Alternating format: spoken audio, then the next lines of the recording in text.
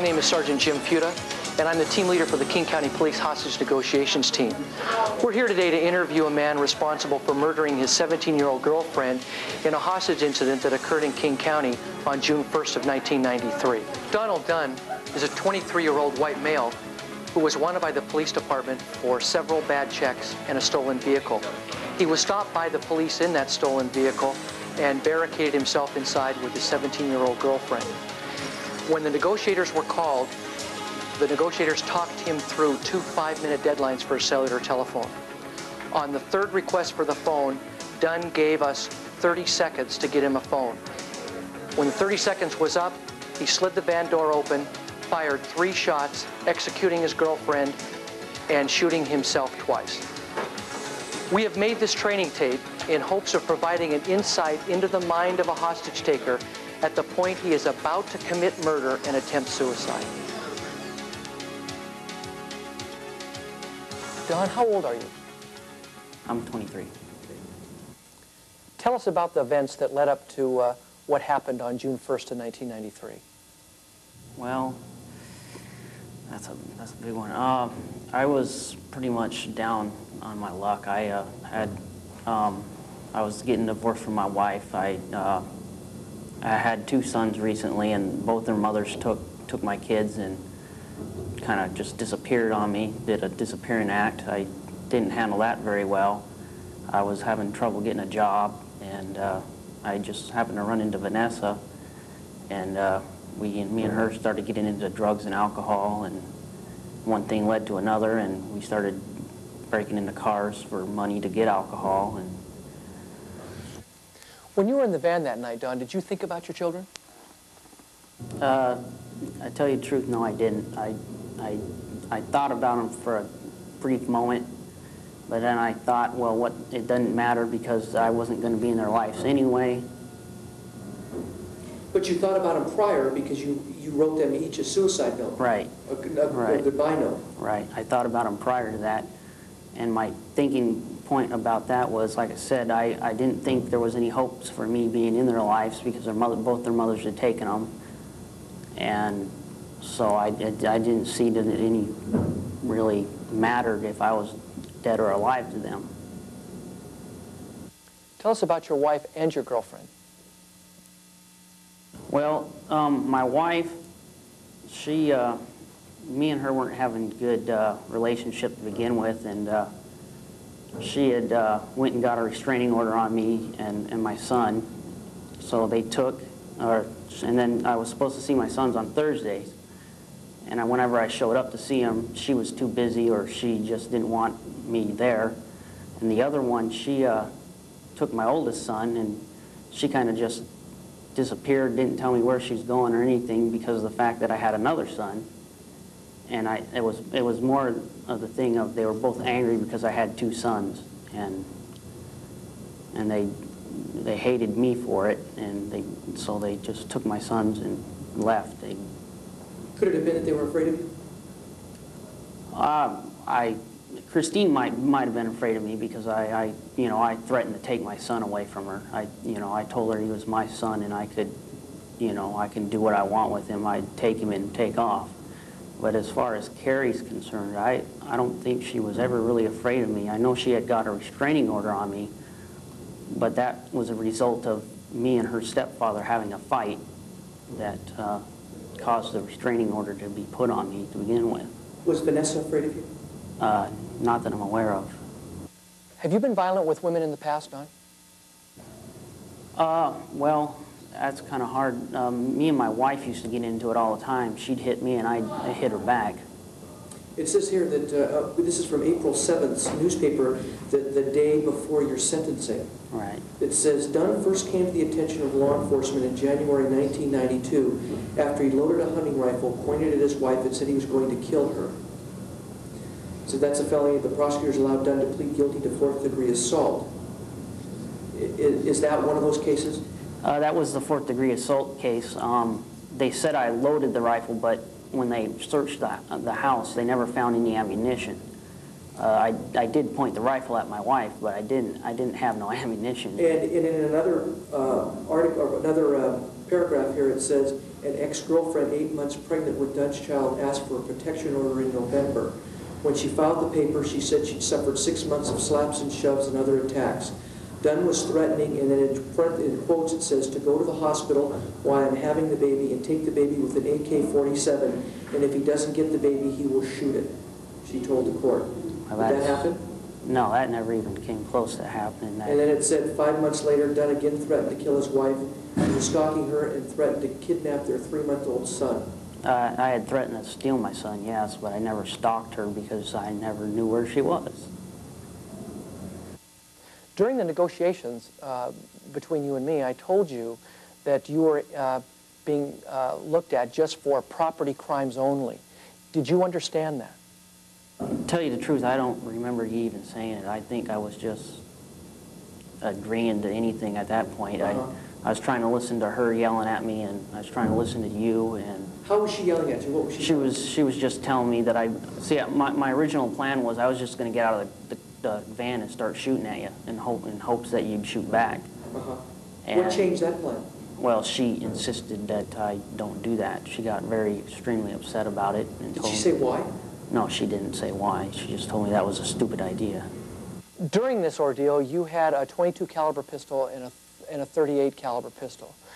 During negotiations, you threw one of them out of the van at my request. Why did you hold on to the .38? I threw that out to try and make the situation a little bit easier, to have people relax a little bit, trying to show that I was willing to cooperate as long as I got what I wanted. And I thought that if I threw the .22 out, I was showing that I would cooperate with you a little bit. You had 3 demands: cigarettes, a pen and a paper, and a cellular telephone. We delivered the cigarettes and the pen and the paper to the right front tire of the van. You never picked them up. Why?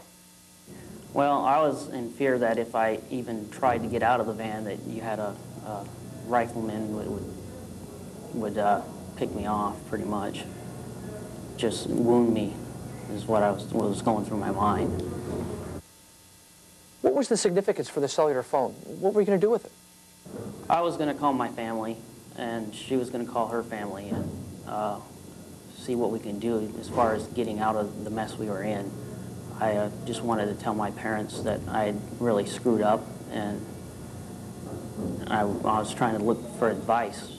What should I do? I wanted to talk to them, you know, just it would have been easier if I would have been able to talk to somebody that I knew, and it would have helped me to understand things a lot better. By not giving you the cellular phone, did that help or hinder the idea of homicide-suicide? It enhanced it. It made me angrier. It made me want to go through with it. It made me, like I said, to the point I didn't care. It just really angered me that you didn't understand why I needed the phone, and so it just, I would say, I guess it hurt that you didn't give it to me. Did you ever feel the negotiators built any kind of bond with you? There was a little bit of a bond there. Pretty much, though, I was feeling like I was getting railroaded, and you really didn't care about what was going on. Is there anything that we could have said or done different that would have helped alleviate that? Well, I think if you would have actually talked to me a little more and asked me what was going on as far as why I was at the point that I got to, and then, you know, just reassure me that things were going to be all right. Like I said, I had gotten to the point that I didn't care anymore, and I was at the end of my rope. And I think if someone would have, told me things were going to be all right, and just, tried to talk some sense into me, that it would have helped. Did you believe me when I told you that we didn't want anybody to get hurt? That's kind of hard, because I believed to a point, but then again I didn't believe, because I believed you, but I didn't believe you, because if you didn't want anybody hurt, you would have had the cellular phone, We were in that van for quite a long time, and that was the first demand from the officer that had first showed up, was the cellular phone, and it must have been about an hour and a half before you showed up, and there was still no cellular phone. So, you know, I kind of thought that it was kind of ridiculous waiting that long of a period to get a cellular phone. I know it's not really hard to get one, but I don't know. So. At the time you and Vanessa wrote the suicide notes, she wrote in hers that it wasn't all Don's fault. What did she mean by that? That I don't know. I didn't even read the note. I wasn't aware of what she wrote on her notes. What was the turning point to actually killing Vanessa? There was no turning back. I reached a point that I just snapped. I couldn't take it anymore. I just got very extremely angry. I felt like life was over for me. I didn't care. Don, why did you kill Vanessa? Because I had told you guys that I would, and I wasn't playing around when I said I would do it. I wanted to show you that I wasn't playing around, and when I asked for something, that's what I mean. I wanted that phone, and I didn't get the phone, so I carried out my threats. Do you remember her plea for help? I think it finally set in that I was serious about what I was planning on doing. At first, I think she thought I was joking around. I'm not really sure, but I think finally it set in that I was serious about what was going on. Think she was scared? At that point, yeah. At the time that you killed her, she didn't want to die, did she? Well, it was kind of a deal. Like I said, at first, we had made a pact to kill, she wanted me to shoot her if indeed we did get captured. So in my mind, I was still thinking that that's what was happening. And I was just using the hostage as a point, I don't know. The more I think about it now, yes, I think she didn't want to die. But you said you were going to let her go. At first, I had asked her, when the officer backed off, I told her, you have a decision to make. You can get out of the van if you want. And she said no. And then from that point, I said, well, then I'm taking you hostage. And that's how I got her hostage. Don, you gave us a 30-second deadline. After that 30 seconds, the van door slid open. You fired 3 shots. What was going through your mind during that 30-second period? That's kind of hard to say. I was angry, upset, confused. Just a lot of things running through my mind. How do you feel about the crime you committed? There's days that I feel so angry inside that I just want to kill myself. But I've got a lot of things to look forward to now, so that's what's keeping me from. Don, did you love Vanessa? Yes, I did. I would have done anything for her. I did love her. At the scene of the crime, Detective Peterson and I checked the .38 revolver and had 3 expended shell casings, and the hammer was still resting on the 3rd expended shell casing. You said you fired another round, and it was a dummy round, didn't go off. I'm telling you that didn't happen. What had happened is I pulled the trigger, and it just clicked. I started pulling the trigger out of anger, and I just started pulling it. It did. If you check that, I believe it's the 4th round. It probably would happen. Like I said, we checked that, and it didn't show that that was the case. Now, I guess in my follow-up question, and that's fine. I mean, that's something that you believe, but my question is that if that isn't the case, at that point, did you really want to die? Yeah, I really did want to die. Because I realized that I had killed somebody. I actually realized what I had done. Whether you had the cell phone or not, you killed somebody to prove a point. If we'd given you the cell phone, would you have given up? If I got the cellular phone after I killed her? No, either way, either before or after. If I would have got the cellular phone, I would have called my family, told them what was going on, asked my mom's advice, because my mom is usually right about everything, and more than likely I would have given up. Why didn't you shoot yourself in more of a life-threatening spot as opposed to your chest or neck area? At first it was a reaction. I realized what I'd done, I just turned the gun on myself. And like I said, after I realized that it didn't work, because in the movies I've seen people get shot in the chest and they kill them right away. And I just, for some reason, I just thought if I got shot, it'd kill me. On May 24th, your therapist categorized you as a moderate risk.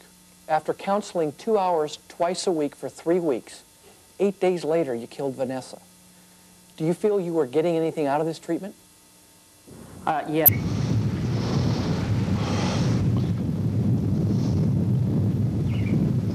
Ready? Well, here they are. They're waiting on you.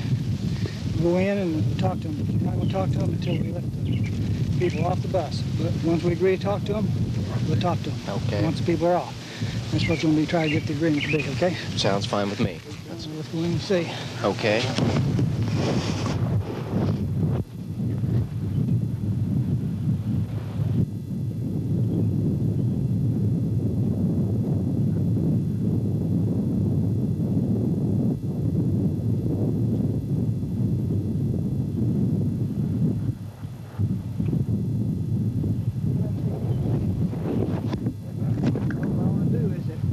Agreed to talk to you and discuss whatever you want to discuss. Okay. What I want to do is that I want the people to come off the bus now. I thought I'd let 7 go. Well, That was the deal, 7. Yeah, And then afterwards, and after we've you already talk to taken care of the second demand. we've already Then- taken care of that. That's what I'm Right, saying. Right. So why don't we just let all of them come off the bus and KY3 will stay here and talk to you, because they've promised me they'll talk to you, and I won't lie to you. Well, If I they know want to that, talk to Ray, you, but a deal's a deal. I'm letting 7 off, and then I'll let the 7 afterwards, okay? You know? 7, what about the other Okay. one? We got It would be 15 a on lot that. better Right. if you would let them all off, because we need, if you want the national exposure that you want, we need to get this over with as quickly as possible. Right, right. I understand that, and I'm going to let 7 off. So y'all stand back, and 7 of them are coming off, and then you guys are coming on. Ray, you're going to sit over there and wait, okay? That's the plan. And then you let the other 7 off as soon as they finish the As interview. soon as the interview is finished and everything, then I'll let the other 7 off. The other, oh, sorry, the 8. They got 8, all of 15 them, on. all of them. Okay, Okay. okay.